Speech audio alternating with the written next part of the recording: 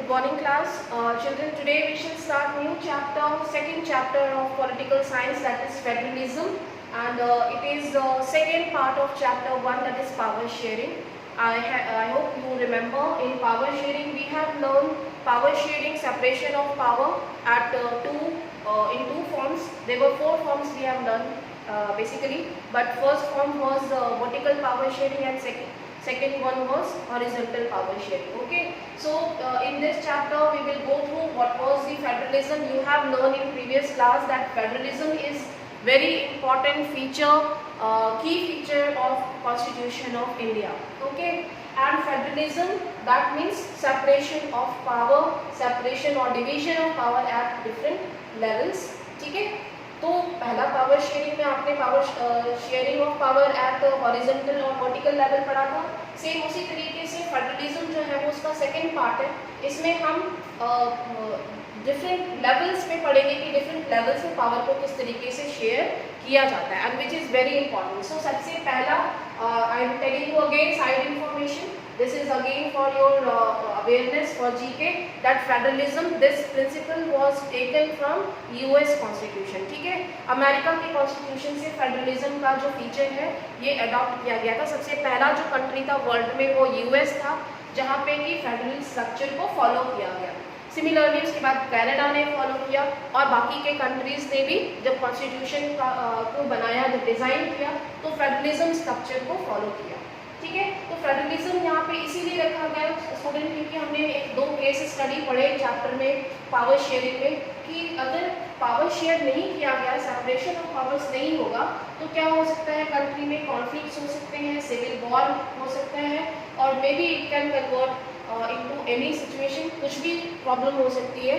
So that we actually need sharing of power so that it can reduce the chances of conflicts and chances of civil war.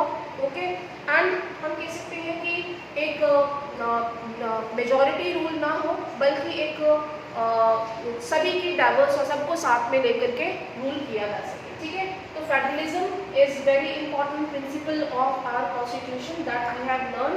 I am showing you your presentation. First of all you should understand the meaning federalism. Federal means that is federal structure. Okay, so federal structure है हमारा country, हमारा government जो है वो federalism को follow करता है. Federalism can be of two types. ठीक है, टू टाइप्स में यानी कि टू सिस्टम्स हो सकते हैं फेडरल के. ठीक है, that is can be unitary और सेकेंड मेथड है हम कह सकते हैं it can be two tier system. ठीक है, दोनों टाइप के जो है फेडरलिज्म हो सकते हैं. तो जैसे कि आप स्क्रीन पे देख रहे होंगे federalism, first one is central government and second one is state government. So again मैं थोड़ा सा रिमाइंड कराऊंगी. Government of India act, India में सबसे पहला जो है फेडरलिज्म का structure government of India act से आया था 1935 में. जो एक्ट पास किया था गवर्नमेंट में उसने डुअल सिस्टम बनाया. ठीक है, डुअल सिस्टम ऑफ गवर्नेंस. अगर हम इसको साधारण भाषा में कहें तो डुअल सिस्टम ऑफ गवर्नेंस होगा, यानी कि दो लेवल पे गवर्न करना, एक तो सेंट्रल लेवल पे और दूसरा स्टेट लेवल पे. ठीक है, ये इंडिया में गवर्नमेंट ऑफ इंडिया 1935 में आया. ठीक है, are you getting all of you? Yes, ma'am. Okay. Yes, sir.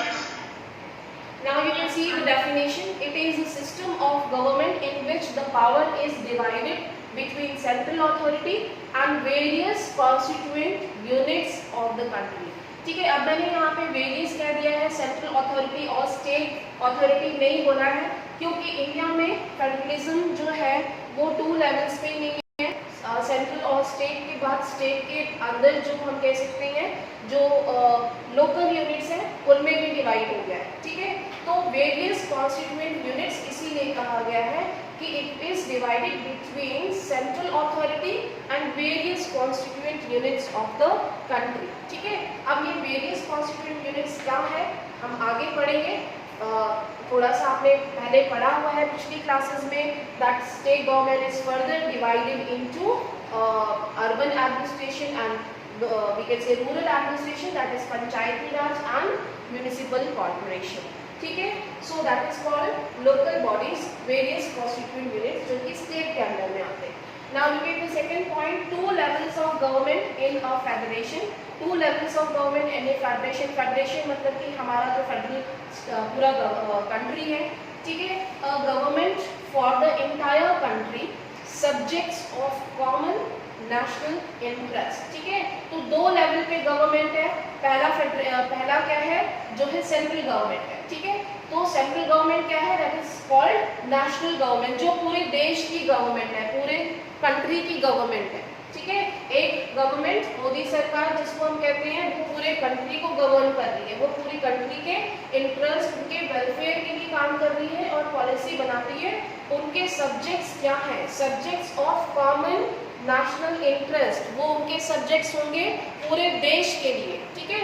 अभी उसमें क्या क्या चीज़ें, सब्जेक्ट लिस्ट आपने पढ़ा था, कौन कौन से ऐसे सब्जेक्ट हैं, वो हम इसमें डिस्कस करेंगे कि नेशनल इंटरेस्ट के सब्जेक्ट्स को जो है वो सेंट्रल लिस्ट में या यूनियन लिस्ट में हम इंक्लूड करते हैं, ठीक है। Then second level, government at the level of provinces, day to day administration of the state, ठीक है। तो सिंपल सी बात है, government at the level of province. Province का मतलब है प्रदेश, प्रांत, रीजन, ठीक है, जो पर्टिकुलर रीजन में गवर्न करती है। ऐसी गवर्नमेंट जो कि पर्टिकुलर प्रोविंस में है, किसी स्टेट में है, तो स्टेट की गवर्नमेंट क्या करती है, डे टू डे का काम करती है, डे टू डे एडमिनिस्ट्रेशन करती है। हर दिन कोई पॉलिसी नहीं बनाती, वो हर दिन का मैनेजमेंट, हर दिन का एडमिनिस्ट्रेशन करती है। For example police, law and order, ठीक है। एक स्टेट में लॉ एंड ऑर्डर चलता रहे, पुलिस एडमिनिस्ट्रेशन हो, एजुकेशन भी हो, ठीक है। तो ये डे टू डे एडमिनिस्ट्रेशन का काम कौन करेगा, स्टेट लिस्ट करेगी, स्टेट गवर्नमेंट करेगी। उनके पास एक लिस्ट है, उस लिस्ट का काम, उस लिस्ट में कुछ काम दे दिए गए उनको कि भाई आप ये काम करो, ठीक है।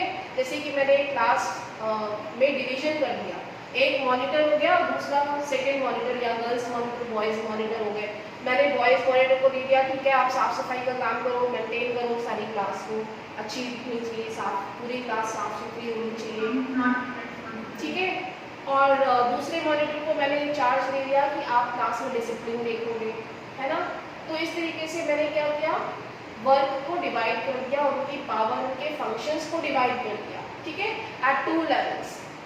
Are you getting all of you? Yes, ma'am.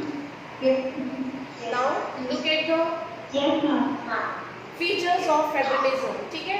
So what are the features of federalism? Federal का मतलब ये है at power is divided at different levels, ठीक है। तो here two or more levels of the government are included. Two है, पहला central government, national government जो कि पूरे देश की गवर्नमेंट है, स्टेट गवर्नमेंट जो कि किसी रीजन, किसी प्रांत, किसी प्रदेश की गवर्नमेंट है, और third that is local government, ठीक है, लोकल यूनिट्स। तो हमारे कंट्री में 3 टायर सिस्टम है, लेकिन बहुत समय तक, हमारे इंडिपेंडेंस के बहुत टाइम तक, बहुत सालों तक सिर्फ 2 लेवल्स ही थे, यानी 2 टायर सिस्टम ही था। थर्ड लेवल या थर्ड टायर सिस्टम जो है वो 1992 में ऐड कर दिया गया, ठीक है। 1992 में थर्ड टायर सिस्टम जो है वो ऐड किया गया हमारे कॉन्स्टिट्यूशन में। उससे पहले सिर्फ 2 टायर सिस्टम ही होते थे, एक गवर्नमेंट सेंट्रल होती थी और दूसरी स्टेट होती थी, स्टेट गवर्नमेंट, ठीक है। अब 3 टायर सिस्टम भी ऐड हो गया, यानी कि पंचायती राज, लोकल एडमिनिस्ट्रेशन, रूरल और अर्बन, ठीक है। Now second point, different tiers of government govern the same citizens. अब हर टायर के जो गवर्नमेंट है वो सेम सिटीजन ही आते हैं, उसमें पूरे देश की जनता ही आती है, ठीक है। But each tyre has its own jurisdiction, her tyre में अपना जुरिस्डिक्शन होगा। सॉरी, जुरिस्डिक्शन का मतलब आपको पहले ही पता है, पढ़ा है कि नहीं पढ़ा, आपने पहले पढ़ा है ना, जुरिस्डिक्शन न्यायपालिका, ठीक है। जुरिस्डिक्शन मतलब जो हमारा जुडिशरी सिस्टम है, आ रहा है समझ में? Yes, ma'am. ठीक है, जो हमारी जुडिशरी इन स्पेसिफिक मैटर्स में सेपरेट होगी, लेजिस्लेशन, टैक्सेशन एंड एडमिनिस्ट्रेशन, ठीक है। अब मैं इसका एग्जांपल देती हूँ, जैसे कि सुप्रीम कोर्ट है, ठीक है। सुप्रीम कोर्ट पूरे कंट्री के लिए है, ठीक है। अगर कोई हाई कोर्ट में अपील करता है, उसके बाद उसको लगता है कि नहीं भाई मुझे और भी अच्छा जो है वो डिसीजन चाहिए, मुझे न्याय नहीं मिला, तो फिर वो सुप्रीम कोर्ट में जा सकता है, ठीक है। तो सुप्रीम कोर्ट जो है वो एक यूनियन लेवल पे जुरिस्डिक्शन देता है। इसी तरीके से स्टेट की अपनी जुडिशरी है, हाई कोर्ट है, ठीक है। हाई कोर्ट एक पर्टिकुलर स्टेट में they will look after legislation, उनका लेजिस्लेशन डिफरेंट हो जाएगा थोड़ा सा, और टैक्सेशन भी डिफरेंट हो जाएगा, एडमिनिस्ट्रेशन भी डिफरेंट होगा। टैक्सेशन यानी revenue, sources of revenue states के डिफरेंट हो जाएंगे। लेजिस्लेशन जो कि हम कहते हैं स्टेट विधानसभा जो लेजिस्लेटिव असेंबली होती है ना, वहाँ का कानून थोड़ा सा डिफरेंट हो जाएगा, एक स्टेट के लिए होगा। और एडमिनिस्ट्रेशन उनको कुछ सब्जेक्ट्स दे दिए गए हैं, ठीक है। तो different tiers of government govern the same citizens but each tier has its own jurisdiction. हर तीनों टायर की अपनी जुडिशरी है, जैसे कि सुप्रीम कोर्ट हमने कह दिया, दूसरा हाई कोर्ट, और जो रूरल एरियाज होंगे वहाँ पे डिस्ट्रिक्ट कोर्ट होगा, कचहरी, या फिर हम कैसे तहसील, अगर तहसील में जाएंगे तो जिला तहसील, ठीक है। इस तरीके से जो है वो हर एक लेवल पे डिफरेंट सिस्टम हो जाएंगे। They will look after the specific matters, that is legislation, taxation and administration. ये तीनों लेवल पे चेंज हो जाएंगे, ठीक है। Then third point, existence and authority of each tier of government is constitutionally guaranteed, ठीक है। इन तीनों टायर का एग्जिस्टेंस होना, उनकी अथॉरिटी कॉन्स्टिट्यूशनली गारंटीड है, उसको कोई हटा नहीं सकता, ठीक है। Then fourth point, the fundamental provisions of the constitution cannot be unilaterally changed by one level of government. It requires the consent of both the levels of the government, ठीक है। तो that is understood। कोई भी हम constitution के जो provisions हैं, basic provisions at each level, that can not be change, ठीक है। इटसेल्फ हम कोई भी लेवल जो है अपने आप इसमें चेंज नहीं कर सकता। कोई भी अमेंडमेंट या मॉडिफिकेशन करना है, it will be change with the consent of both the levels, ठीक है। चाहे वो यूनियन गवर्नमेंट हो या स्टेट गवर्नमेंट हो, वो किसी के भी हम कह सकते हैं कि काम में इंटरप्ट नहीं कर सकती और चेंज भी नहीं कर सकती। अगर कोई चेंज करना है तो दे विल रिक्वायर कंसर्न, और we know the process of changing law, ठीक है। There will be majority, 2/3 majority in the assembly, then only the जब 2/3 मेजॉरिटी मिल जाती है तभी कोई बिल या लॉ को चेंज किया जा सकता है, ठीक है।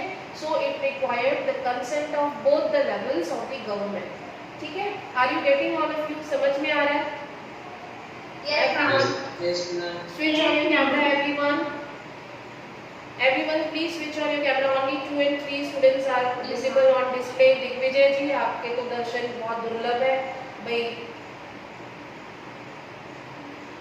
एक स्टेट के मिनिस्टर हुआ करते थे दिग्विजय सिंह, है ना। मुझे ऐसे ही लगता है कि आप वही समझते हो अपने आप को, है ना। ठीक है, कभी कभी दर्शन देते हैं आप क्लास में। इसका कोई एक वर्ड होता है।